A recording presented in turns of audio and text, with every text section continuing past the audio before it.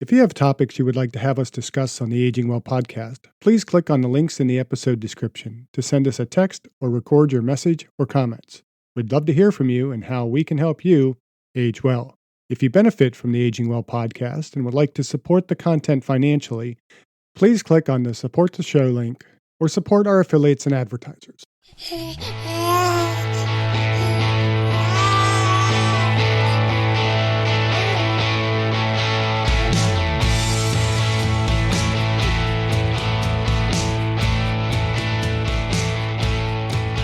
Welcome to the Aging Well podcast. I'm Jeff Armstrong here with Corbin Bruton. In this and the episodes that follow, we will share candid discussions on aging and hear from the experts. We are here to inform and encourage as we experience, aging. Dr. Andrew Steele is a physicist turned aging researcher. He suggests that aging is malleable. It can be slowed and even reversed. He believes it can be cured. In this episode, Dr. Armstrong and Corbin Bruton discuss Dr. Steele's book Ageless and a YouTube video, Getting Older Without Getting Old, the concept of negligible senescence, and whether our approach to aging well is one of prevention, treatment, or a cure. Dr. Armstrong, that video that you sent me, the one about getting older without getting old, that's really interesting.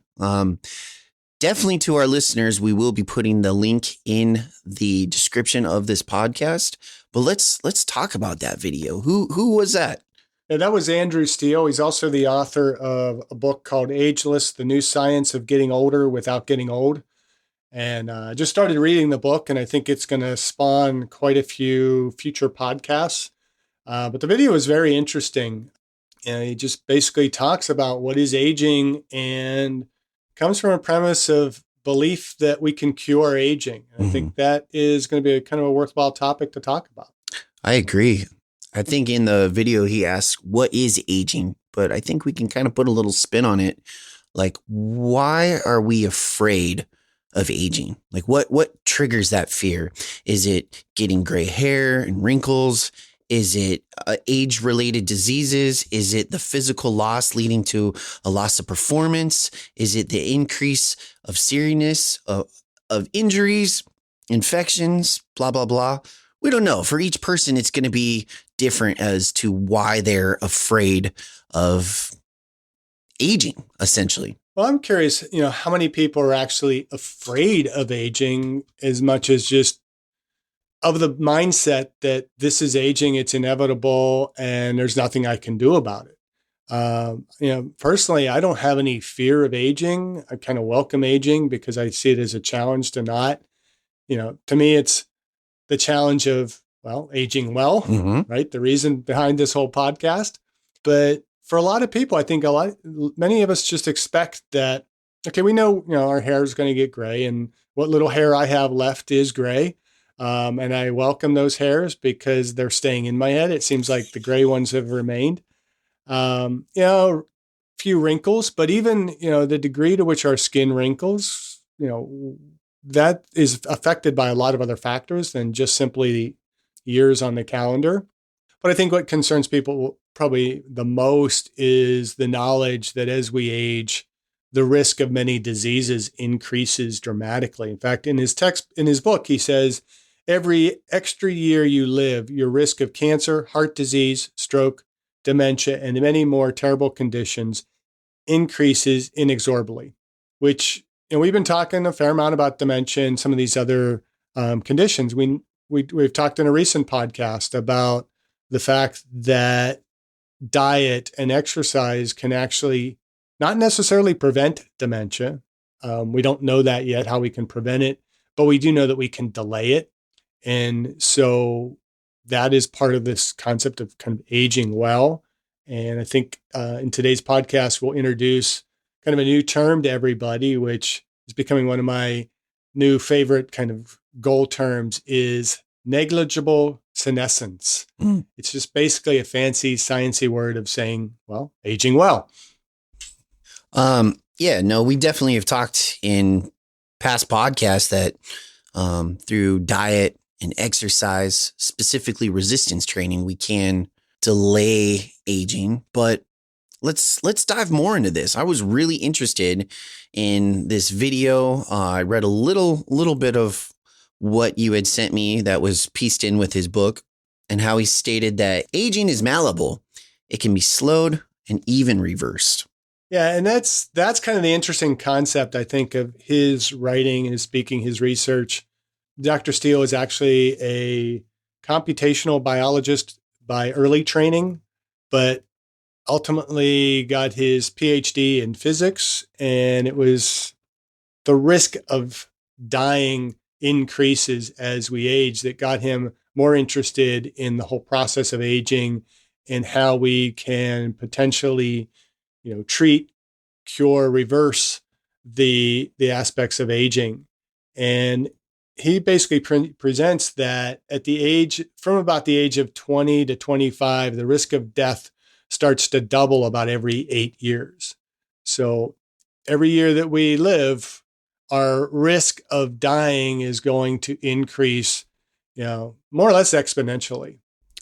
Which I thought was really interesting, because even before we started the podcast, you had brought up one of the things that was mentioned in the video, that aging is the leading cause of death. And I was like, what? There's no way. What about obesity? What about smoking? What about bad lifestyle decisions? And you kind of gave me a reality check. What did you tell me? Well, I mean, you think about the effects of all those poor life decisions are going to accumulate as we age. And so with every day, month, year, tick of the clock, turn of the calendar, those are accumulating. So if I start smoking at the age of 18 and I continue to smoke, even the same number of packages, the damage that I'm doing to that smoking is accumulating. It's causing more cellular damage, more changes physiologically that can lead to additional health issues, that lead to additional health issues.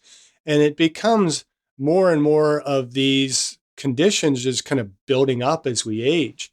You think of like cancer. When we are young, we're not exposed to the number of carcinogens in the environment. We start getting exposed to those. Our body is capable of combating those carcinogens and fighting off the cancerous cells, defeating those cancerous cells. But the more that it's fighting those cells off, the more likely it is to become exhausted, in a sense, as we age. And so the capacity to fight those become, just the body gets tired of fighting all this stuff. And so that becomes more difficult. And we're exposed to more things. And so the more we're exposed, and the more repeatedly we're exposed to those, the greater the likelihood of cancer actually getting a foothold in the body and developing. When you look at obesity is really a cumulative effect of bad choices. Nobody is born obese. I know we like to think that it is kind of more than just genetic, or more than just our poor choices in life. We tend to think of it as, being something that's inevitable for some people and normal for people. It's not normal to be obese, even though we may have genes that may affect that. How we regulate leptin in the body can have an effect on that. But every year that we gain a little bit of body fat, that stays in the body. It becomes more cumulative. We gain more body fat. We gain more body fat. We know that that fat cells can undergo what's referred to as hyperplasia, where they divide and multiply. Mm-hmm. And so the more obese we become, those cells grow and grow and grow as they fill with free fatty acids and glycerol. And as they grow, it becomes much more efficient and effective for them to divide into more cells.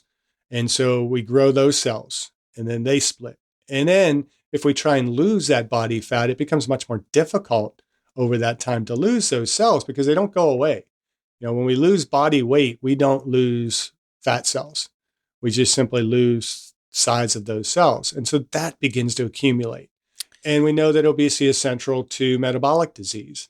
And so the damage that occurs from hyperinsulinemia, triglycerides, the vascular changes in the blood vessels, all of that becomes cumulative, leads to other conditions that even if we can treat some of those conditions. And he has some really wonderful graphs in the video. So I do encourage our listeners to take an hour after listening to this podcast and sharing it with friends. Please share so that we get more listenership and more support. But he's got some wonderful graphs in there. And one of them is looking at, just breaking down chronic illnesses per year. And, most everything stays pretty flat early on. I mean, chest infections tends to be much higher in those early years. If you're from birth through your toddler years to up to about the age of 10, that's probably the more likely ailments that are going to affect that age group. And in fact, he talks in a video where your safest age is the age of 10. That's where your risk of death is the lowest. Your risk of these serious diseases is the lowest. And then it all begins to increase from there. So if you're a 10-year-old listening to this, enjoy the golden year of your life. But as we age, the risk of heart disease dramatically increases, particularly kind of the graph begins to turn upward much more rapidly once we hit about the age of 80. Cancer increases, most all of these are increasing as we get into our 40s and our 50s, our 60s. As we get into our 70s, particularly our 80s, we see a lot more rapid increase in these conditions. And much of it is because of just the cumulative effects of the things that are happening to our body. And this is why we can consider these to be diseases of aging, as well as, we often talk about them as diseases of inactivity. But I think as we'll talk about today, the role that inactivity plays in a sense, flattening these curves is going to be a critical role. But Dr. Steele actually believes that we can cure these things and almost completely flatten these curves to the point where, immortality isn't really what he's after or, what he's describing, because obviously we can still die of getting hit by a truck, or we're so fit as an older person, we're out there rock climbing and we fall from, a mountainside or something like that, or these, odd accidents that can kill us. But flattening these curves means that we are going to live a longer, more productive, healthier life. I discussed my epigenetics test with True Diagnostic co-founder Hannah Wendt in episode 162. Epigenetic testing measures baseline and changes in your pace of aging, giving you the power to steer your anti-aging or health and wellness journey in the right direction. I learned that I am aging well. Click on the affiliate link in the episode description, use the promo code AGEWELL, and receive a 12% discount on your epigenetics test and monitor your pace of aging. What also kind of ties into our last podcast episode that we had when we were talking about the importance of starting physical exercise at a younger age. And we kind of use the metaphor that you're kind of putting a savings fund for your strength, and it kind of carries over. You're starting when you're younger, it carries forward more. It seems to me that it's the same scenario, not just with strength, but with fat cells too. If you have bad spending habits on your money, right? Mm-hmm. Or bad eating habits, and you're accumulating debt, or you're accumulating fat cells, like that kind of has an effect, using that metaphor that we used last time. And versus I'm going to put money aside, I'm going to work out, accumulating that strength, that longevity that we kind of discussed, kind of all ties together. Yeah, I think one easy way of looking at that is, I've always pushed to my students this concept of opportunity costs, and we've talked about it a bit before, right? Every decision we make has a cost to it. Mm-hmm. And you can kind of think of everything that we do on a day-to-day basis is either adding years to our lives or taking years away from our lives. And I think, this video and his book, basically, that's the premise. He doesn't directly say that, but I think that's an underlying theme of the book is, you can either add to the quality of your life, or you could take away from the quality of your life. It's really a matter of choice. Obviously, there are certain levels of genetic pieces in there, and that might bring us into a little bit of discussion about some of the other ways that we define aging, because he defined aging, as you said, some of those cosmetic things that we generally see as aging. But it's so much more than that. Yeah, and that's what I'm saying here is that he says there's the disease, and we often think of physical loss. Most of all of us think that our performance is going to become more and more impaired as we age.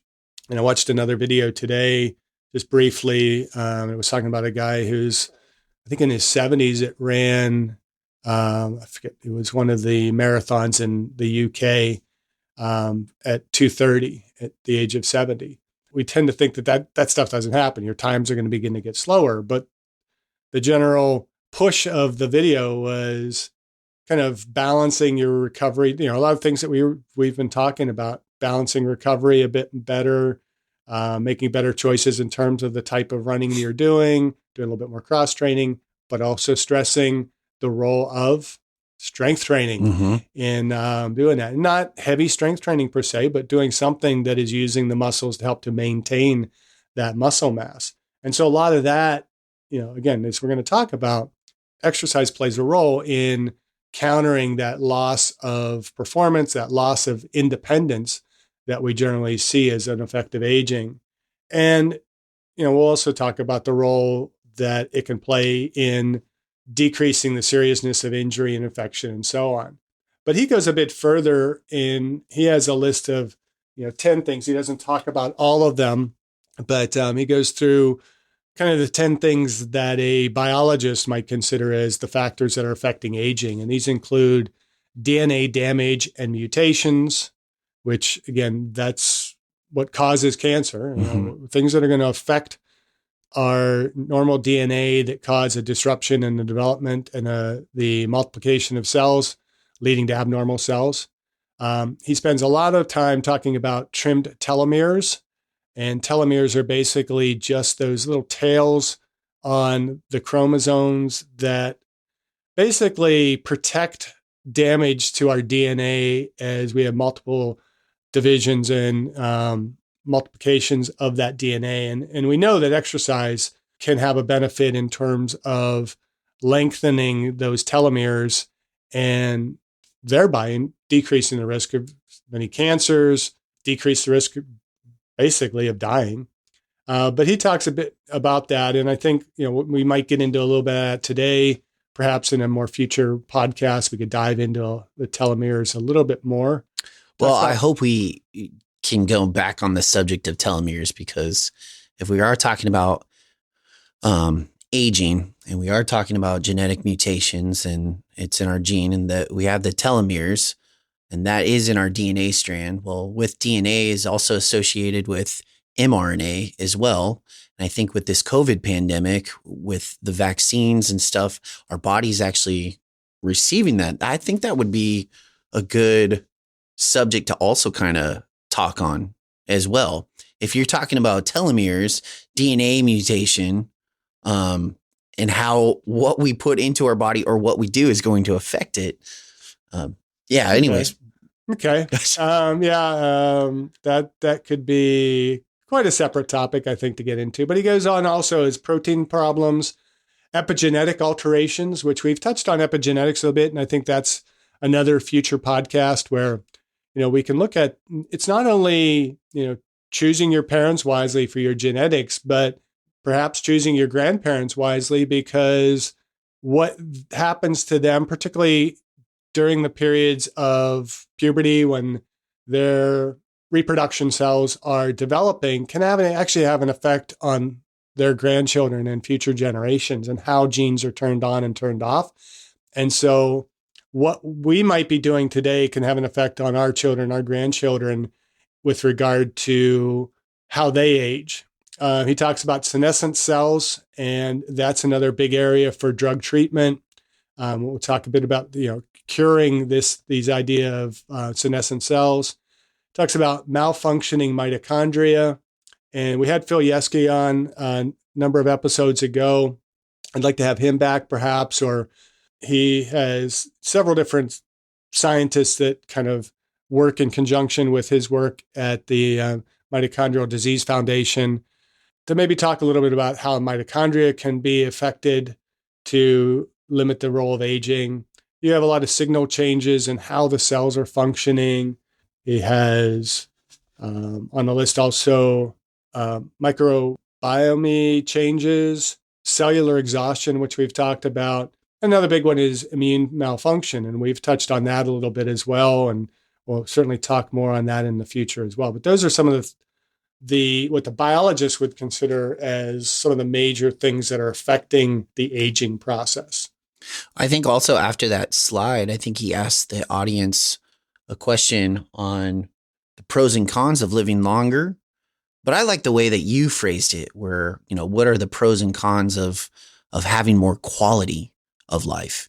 And I really think that is something that we need to consider more, is the quality. If we're going to be aging well, then let's age well. Let's add that extra benefit of quality of life. Yeah, and I think that is generally what he is talking about throughout this video, is that aging, becoming ageless is not simply just the matter of years. It is the number of years that we live without impairments that are going to kill us.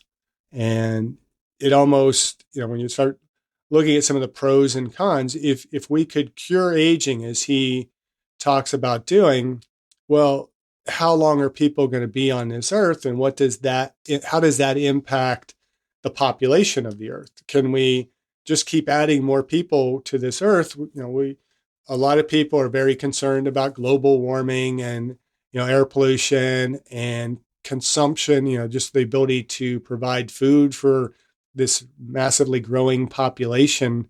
And that's something to consider. But I think we could talk about here the positives far outweigh the benefits to us living longer and living better lives. Because it's, we've done very well in the last 100+ years in increasing the life expectancy. I mean, the current global life expectancy, I believe, is 72.6 years. That's as of 2019.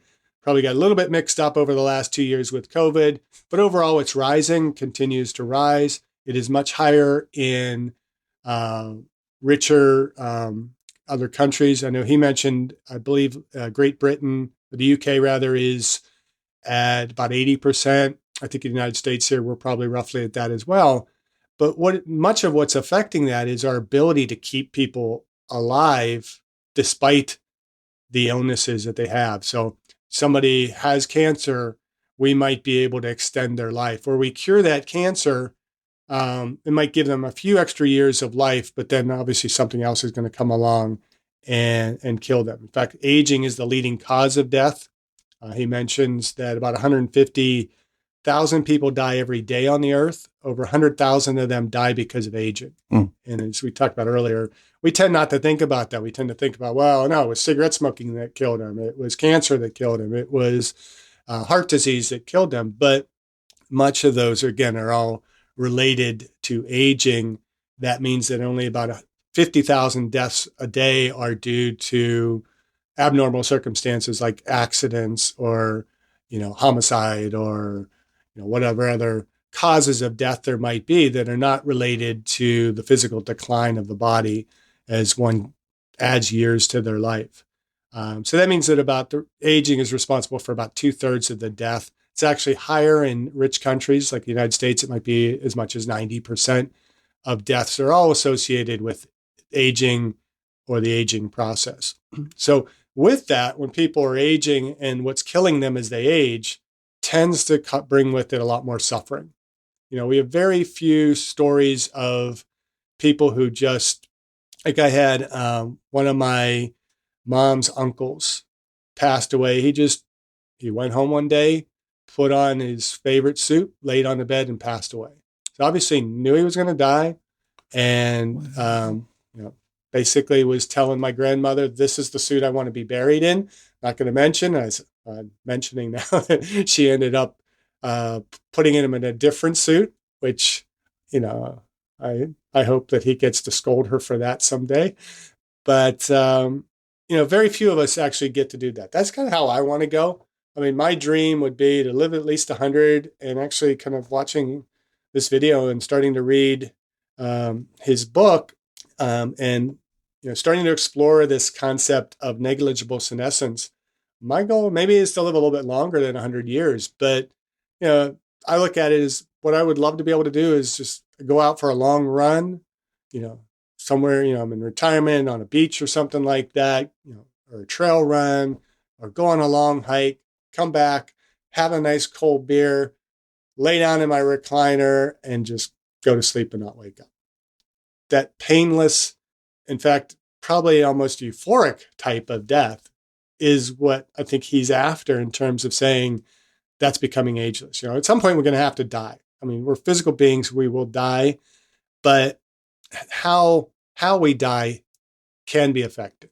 Didn't Jack LaLanne live to? We just looked this up the other day, as a matter of fact. My wife and I we were sitting down doing our 15-minute check-in, got on a subject very similar to this, and it might even been because of this. Because I know he was doing his very famous birthday challenges in his 90s. Actually, no, he wasn't. Really? That's probably one of those Mandela effects. He actually died at the age of 89. What? And I thought he was doing those through, but according to Wikipedia, he did his last one at the age of, I think, 70 or 76. There's no way. Yeah. But still. Because we talked about it in college. Like, a lot of people were doing reports on Jack LaLanne. Yeah, but he wasn't, it's at least as far as Wikipedia. I might have to dive a little bit deeper into the dark web or something to find all the information. But it talks about his physical feats that he did with his birthdays. And those started, I think he was probably in his late 50s or early 60s.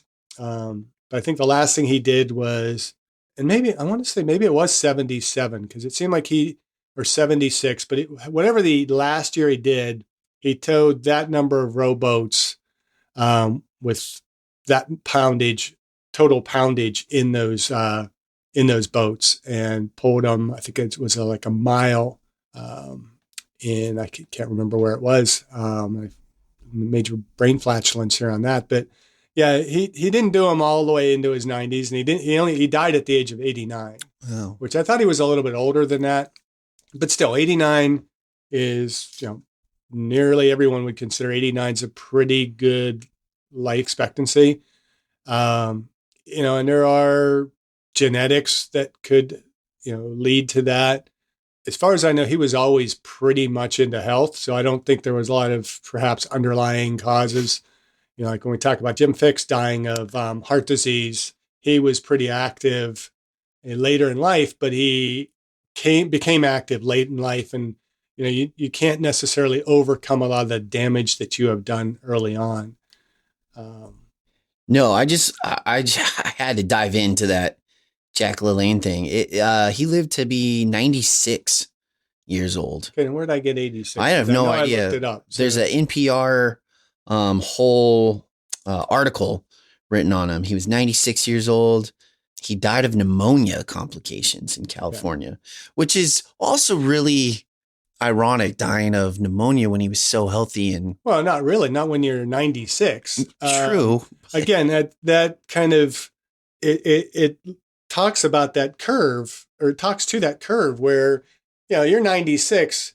On his plot for, and I don't have it in front of me, but when you're 96, your risk of dying is just tremendous. I mean, if you get up in the morning at the age of 96, you count it as a blessing, because you're not supposed to. And generally, the older you get, the more likely something is going to happen that's going to kill you. Your body's going to break down in some way. And so even though he was fit and active, obviously his immune system can begin to break down a little bit and not be able to defend against even a common cold virus or something like that. And so over time, you maybe begin to get these little deeper, stronger, more debilitating pneumonias or colds in the respiratory system. and eventually you succumb to them. I mean, we're not going to live forever, and to live the quality of life he lived at 96 and then just die of that. I mean, it's a shame that, he probably suffered those last days or weeks, with the pneumonia, which is not comforting. It's not again, quite the way I'd want to go, but in the scheme of things, he had very good health. I don't recall any health scares for him as he aged. Mm-mm. No, I think he even, what was it, in the 70s or 80s, he was challenging anyone to actually try and do his big fitness challenge. And Arnold Schwarzenegger was like, I'll do it. I'll take the challenge. And he couldn't even keep up with Jack LaLanne.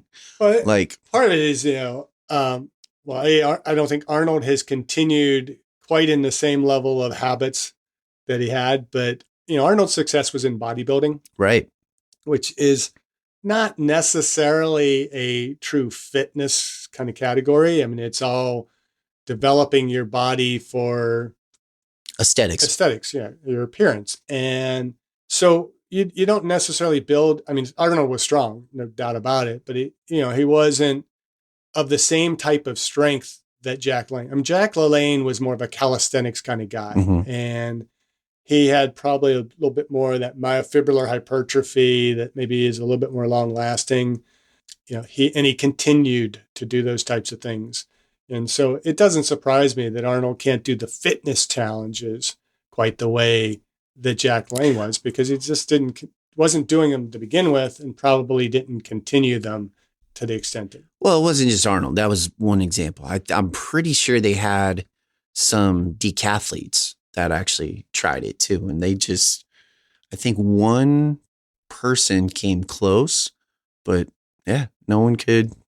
Jack LaLanne was one of a kind. Yeah. And I think, again, part of it is he probably chose his parents and his grandparents wisely.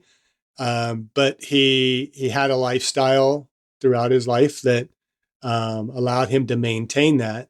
And he kept working to maintain it, which a lot of us don't do, or we do it more cyclically. Let's go back to the grandparent scenario. I know that with certain, I believe epidemiology, is that what it's?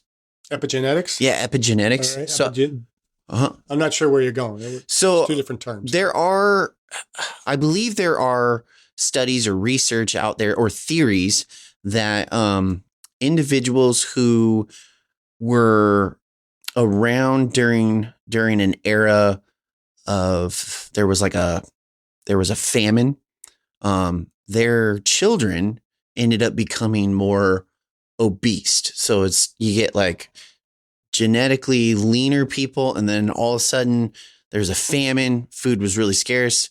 Their children kind of became a little bit more obese, and they held on to fat. And that, what you had said of what are we doing that's going to affect our kids or our grandkids? It's really just like that ripple effect. It's almost like every healthy choice or not healthy choice. It's like we're taking a stone and throwing it into a lake and just kind of watch the ripples of our life. Like, you know what I mean? Yeah. And that going back to whether it's epigenetics or epidemiology you're talking about, that's epigenetics. So epidemiology would be more just kind of the people that just kind of track these diseases and care more about what people are dying of, as opposed to, how can we stop them from dying? Right.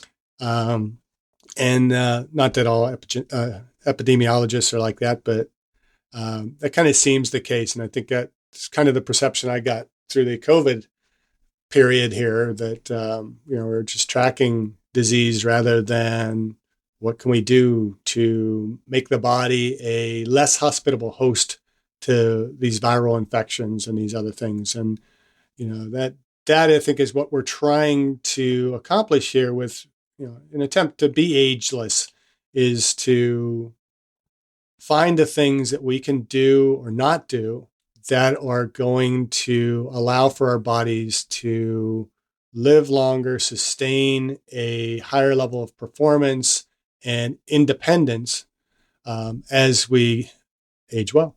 Yeah. So what else can we dive into on this today? I mean, I think the two things that he talks about the most, and I think are he was kind of putting a bit more of his eggs in the basket in regards to curing aging, was looking at what he referred to as senolytic drugs. These are drugs that affect or kind of remove senescent cells, cells that are basically dying or, causing function to decline. And then also he talked about, and he spent a lot of time, I think he put a little bit more hope in something like metformin, which is a diabetic drug. It's used in type 2 diabetes. And he kind of presents that individuals who had type 2 diabetes and took metformin actually had much, much higher survival rates. In fact, those survival rates were even better than the non-diabetics. And of course, there's a lot of nuance to that. There is a lot of complication in terms of trying to figure out really what's going on, because what all are people doing? And in fact, another study that we can put in the notes was a study that was done by Konopka and colleagues. Looking at where that was done, looks like it was done at the University of Illinois Champaign. Actually, it was a multi-institution study. The study title is Metformin Inhibits Mitochondrial Adaptations to Aerobic Exercise Training in Older Adults. And I think the interesting take from that, and we can dive deeper into it maybe in another podcast, is that if someone takes metformin, it obviously has some very positive effects. If you exercise and take metformin, the drug actually counteracts some of the positive benefits of the exercise. And so as I read that, and I was introduced to that through another blog, it kind of gets me thinking, well, why are we approaching this from a pharmaceutical standpoint when we have such wonderful positive benefits to exercise, particularly, aerobic exercise? I think, we talk a lot about strength training and the role of that, but aerobic exercise still has importance. And I think the reason why I promote strength training a little bit more than aerobic exercise is because it's that strength exercise that allows us to be more physically active and remain physically active for a longer period of time in our lives. That the more active we are, the more we maintain our aerobic fitness, and the more we are able to maintain some of these mitochondrial adaptations that may contribute to a longer life and a better quality of life. Well, I'm trying to find it in that article, that particular one that you're talking about. But I thought that one of their conclusions were the individuals, and maybe I'm just thinking of a completely different article. I thought one of the conclusions was, yes, the medication kind of did a counterbalance of the aerobic activities, but then the other individuals that were just doing aerobic activity but were given a placebo were having, if not equal to or just slightly below just the prescribed medication altogether. And so looking at it from that perspective, the benefits on what we can do just by a simple lifestyle change, we do have the ability to combat a lot of things. In that particular article, it was the subject of combating diabetes, but there are other things that we can do just by simply aging well. Yeah. Well, I mean, it's the things that we do that allow us to age well. And, again, he focused a lot on the telomere lengths. And he also kind of focused on an enzyme called telomerase, which is the enzyme that actually extends the telomeres. And it's kind of interesting with that because, there's two possible outcomes of telomerase. If it can prevent the cells from kind of mutating and becoming dysfunctional, becoming senescent, but it can also promote more mutation, which could lead to greater amounts of cancer. And so it's not just simply affecting that. In fact, he talks about a study where they gave telomerase to rats, and I think it ended up increasing the risk of cancer. And so much of the research just kind of stopped in that area, but those that persisted and started looking at other factors in combination with that, which kind of, you think of the body has a natural way of kind of regulating things. And what can we Homeostasis. do naturally to kind of combat these physical changes in our body? And, we know that exercise has a benefit of increasing the length of telomeres. And so it may be that periodic, moderate amount of exercise that helps to regulate those in a way that allows us to combat cancer, combat upper respiratory tract infections, combat heart disease, combat all of these diseases of aging. Helps And, with hormone yeah. regulation. And So when we talk about it, diseases of aging, I think we can't separate that from diseases of inactivity. I think there's two things going on with our life, that we're inactive, and the more inactive we are, the more we shorten our life. Whereas, the more we have these diseases and things like that kind of crop up. Uh, and so when we look at these diseases and we look at combating aging, I think we can't neglect the role of activity, diet, and lifestyle choices that are affecting these. It's not going to be a matter of a pill. We talked in one of the recent podcasts, I can't remember if it was episode 37 or 38, where we talked about, might even gone back to episode 36, where we talked about that survey where they asked people, if you would take a pill that could extend your life 10 years, would you take it? And, a very high percentage of people would voluntarily do that. And I think that's what he's getting at. This might be the pill. There's some future studies kind of coming out and looking at metformin, but this other study that we just talked about kind of indicates that it may be beneficial for somebody who has conditions and is inactive and not getting active. But we should probably be looking more at the role of body composition and activity levels as a means of combating this aging process.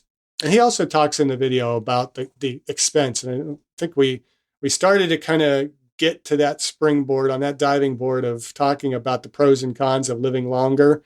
And I don't know if we necessarily went down that route, but from a financial standpoint, you can start to think, well, if people start aging longer, then we have more old people we have to care for, which I think is the complication we see now with modern healthcare, has extended the life of sick people. I think I mentioned in an earlier podcast, I think it was one of my solo ones, about the state of healthcare, that we're not really doing healthcare, we're really doing sick care. We're keeping people sick longer rather than really curing people. So we're not keeping people well and aging. We're keeping people sick longer. And so the cost of that is just tremendous. And you start breaking down the cost of chronic disease, how, I think in the United States, it's like $4 trillion a year that we spend on healthcare.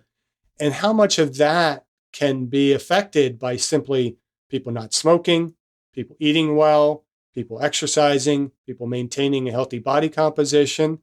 All of that can save a tremendous amount of dollars just from that. And if we live longer, well, there's a couple benefits with that. If people are productive longer and they're in the workforce longer, and we can have jobs for them, so they're paying their taxes and they're contributing to society, society benefits from that.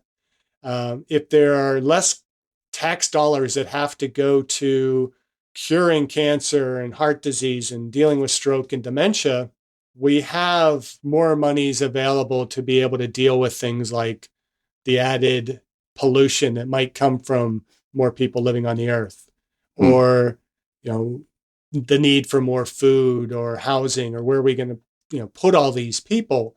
or how are we going to keep people, productive So do you think despite it's an aging? education thing? Like we're not being properly educated on this? Do you think it's a societal thing where, a doctor as a society, we're taught to go to the doctor and whatever the doctor says, they're right because they're a doctor, right? And the doctor prescribed me this medication. Well, doing the research on it, obviously the medication isn't always the best avenue. It's healthy lifestyle choices. Um, or do you think it's because we're either poorly educated or have, we kind of, as a society, we just kind of, well, that's what the doctor says mentality, um, versus I have been told that I have cancer. I'm not going to accept that. I'm going to figure out a way to move forward. Or I've been diagnosed with diabetes. I'm not going to accept that. I'm going to do my own journey now in order to get better. I'm going to better myself so I can live longer. And do you think, I think there's a weird balance between what society says and has kind of inceptioned into our brains versus the human spirit and the willpower to, I'm going to overcome this, or that spiritual nature or that mental mindset of, I can overcome this. I just got to change a few things in my life versus accepting it and just, well, it is what it is because the doctor said so. Does that make sense what I'm saying? Yeah, I'm just trying to figure out where the question mark falls and all of that to give an It answer. And wasn't I'd really a say question. It's just like an open-ended, like, I think the overall thing, I think that we know what we need to do. We know we need to make these healthy lifestyle choices. We know we need to eat better, right? We know, but it's almost like, yeah, we know, but we brush it off, right? I mean, I think, and as I looked at your question, as I kind of listened to your question, I was just thinking like the overall answer would be yes to all of that. But I think it's not as simple as just that we just don't know or we don't care or any of that. I think it's a very complex problem that we have to deal with. And unfortunately, we tend as a society to deal with the symptoms of a problem rather than the core of the problem. And so when we look at all of this, if we want to cure aging, yes, it's great, and the amount of dollars that are going into actual aging research, he breaks this down in that video as well, and how small it is, minute it is relative to what we're putting into treating all these chronic diseases. I think the uh, National Institute on Aging here in the United States spends $2 billion on neuroscience studies. Other activities amount to about 1.15 billion. And then the amount of research going into aging biology is only $0.35 billion. And I know for those of us that don't make billions of dollars a year, talking in billions seems like a lot of money. But when you're comparing that to the trillions of dollars that we're spending in healthcare, that's like a spit in the bucket. Right. And the dollars that we could be saving could be going into so many other things. And back to kind of your question there, because I think I just deviated from it a little bit. Um, so when we look at why this is all happening, it's just too multifaceted. It's a societal problem. I mean, we're not educating people properly. We have economics in this country and globally that facilitate unhealthy lifestyles. I mean, the fast food industry, the food industry in general, does very little to keep us alive. You'd think that an industry like that profits from people consuming their products would maybe try to make products that would keep people alive longer so they can be buying their product for a longer period of time and increasing their revenue. But instead we go for the fast buck, I guess, and selling crap that kills people. There are decisions that need to be made on the community level, of how we design urban areas and communities so that people can be more active, can have access to better preventative healthcare as opposed to, our healthcare system is set up to be treatment oriented as opposed to preventative. We have medical schools that don't teach exercise physiology. If they do, it's a very small component. They don't get much in the way of nutritional teaching. Even when you look in many dietetics programs, it's more about the balance of nutrients and things that you need, types of foods that you need, rather than how that physiologically impacts the person that you are feeding the food to. We don't educate people in what they can do themselves to prevent their health. And I think as individuals, we tend to not focus on aging until it hits us in the face. Again, looking at that curve, you have a relatively generous period of time in your life where we don't have to worry about heart disease, stroke, cancer, dementia. I mean, most people don't even think about some of these age-related diseases until they're either old or they have a senior family member who is undergoing some of those things. We don't see it on a regular basis because the old and infirm are in nursing homes and places kind of sheltered away from the rest of us. And so, you're a college age person, you're not hanging around in areas unless maybe you're a gerontology major or, some of our majors who kind of work in senior fitness and things like that and get exposed to a little bit more of what's going on. We don't see this. And so we tend to think that our lifestyle is okay because we're not, I'm not experiencing anything detrimental to my health by living the way I'm living until suddenly now that fat that has crept onto my body is starting to cause me health problems when I'm in my 50s. My lack of physical activity is causing me problems in my 40s and 60s.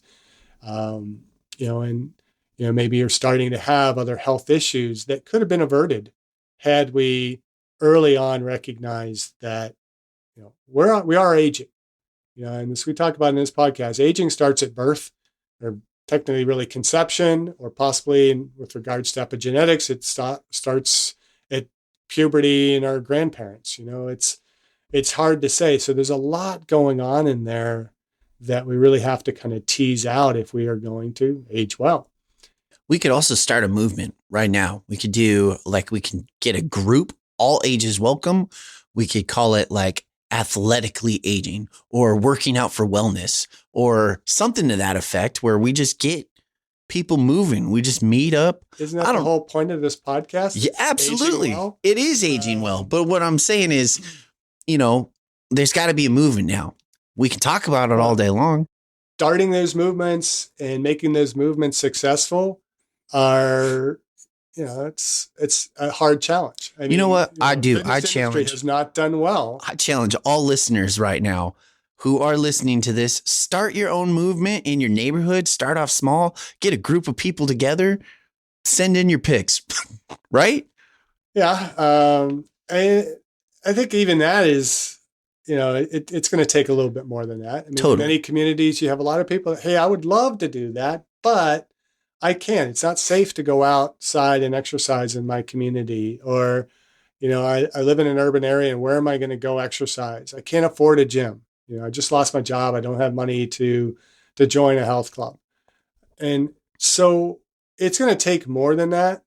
But, if we could take just a chunk out of those dollars that we're having to put into treating these age-related, inactivity-related diseases and put those toward creating healthier populations. And it wouldn't take much. It's far less. I mean, you look at, the $3 billion or so that the NIA is spending on kind of aging research and aging science. There's tons of the money available globally to be able to begin to look at some of these things. But for whatever reasons, we're just not prioritizing the spending of that money. And I think part of it is there is much more money to be made in treating the effects of aging than there are to prevent the effects of aging.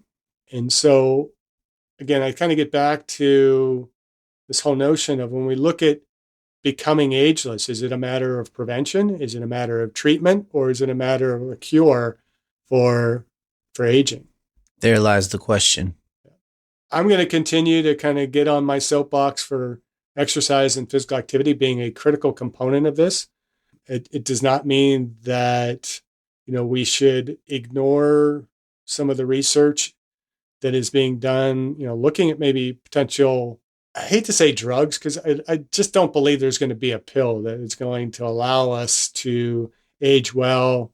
I think it can potentially counteract in a more short term people who have either genetic disorders that affect their aging. I'm trying to remember the condition.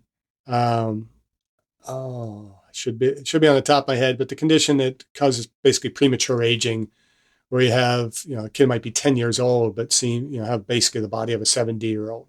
Like a Benjamin Button's effect. Oh my God. No, seriously. Benjamin Button's was the opposite, actually. He got younger as he aged. Right, but he just looked really old at a young. I know what you're talking about. Yeah, and but anyhow, those are conditions. I mean, we're not sure precisely what causes those. There's genetics, some mutation, something happened. In those situations, a drug that can reverse that and stop that would be awesome. But I don't think we can be of a mindset where we can just say, well, I can continue to live how I want to live. And when the time comes, I'll just take the pill that'll reverse all those ill effects. You do the damage is going to be there. The key is, how can we find that moderate approach that's going to allow us to extend our years, but also, and more importantly, extend the quality of those years. And, if we get to a point in society where we have just too many people and people are just living seemingly forever, and we have to contend with that, I kind of agree with some of his moral arguments in the video that, it's better to consider having to end the life of somebody by choice because they have kind of lived too long than to allow somebody to suffer for years in the end of their life. I don't think anyone wants to have anyone suffer, whether it's a loved one or just an acquaintance. But if we are going to roll back the hands of time as far as aging and add more quality and more life expectancy to us as a society, then I think there's a reason for that. So I don't know. I'm not for taking one's life. I see the concept of it. Like, I see like making it a choice because now I'm 600 years old and it's too dang long. Like, I'm not peacefully passing. So I'm going to have my last meal. Like, I see the concept of it. I also do not encourage that. I feel like if you're around, there's a purpose for you. And I think I would agree with that as well. And I don't think he disagrees with that either. But, it just is a way of presenting that moral argument, which is more moral, to allow someone to suffer and die because of disease that you could have cured because you didn't want to take a life, or to allow somebody a quality life that extends to a point where it gets so long that we just have to say it's time to end it. We're never going to get to that point. Right. I don't believe that's ever going to happen. Well, but that moral argument, and it's, it's one of those things for the moral ethicists to be thinking of. But I think more importantly, let's cross that bridge when we get there, but let's get there. And we're far from there. So it's not even a worthy argument at this point to even say, well, what will we do in that situation? Because we're not there yet. Let's just simply get to a point where people are living long enough lives that becomes a concern, and then we can deal with it. And I don't think it's going to be that big of an issue because as well, a lot of whatever scientists that study all those things will tend to believe that and he mentions in the video as well that there's actually some who are concerned that we may hit a point because birth rates are going down and things like that, that we might actually, which I find it hard to believe that we could underpopulate the world, but that we may actually be heading toward a underpopulation. And you could think of that if COVID had not been reined in and people who had the comorbidities and high risk of the illness couldn't be treated, couldn't be saved, we could have had far more deaths than that, and population would have dropped dramatically. Just a huge famine, a huge viral infection or pandemic that is just global, can wipe out huge swaths of the population. That could be damaging. So I think there's many that think that is a more likely scenario than us becoming overly populated by curing aging. And so they're all just interesting concepts. And I think those are things that we can continue to kind of debate on the podcast. And if people have comments or questions on that, we also share a link where you can, record your question or comments, and we can kind of share that in an upcoming podcast. Yeah, so please it's a new feature. Check it out. But I think the most important thing right now is, what can we do to get people living as long and as full and productive lives as possible and minimize the risks of long-term physical impairment or mental cognitive impairment, which is, in a sense, how do we get people to age well? Aging well. Thank you for listening. I hope you benefited from today's podcast. And until next time, keep aging well.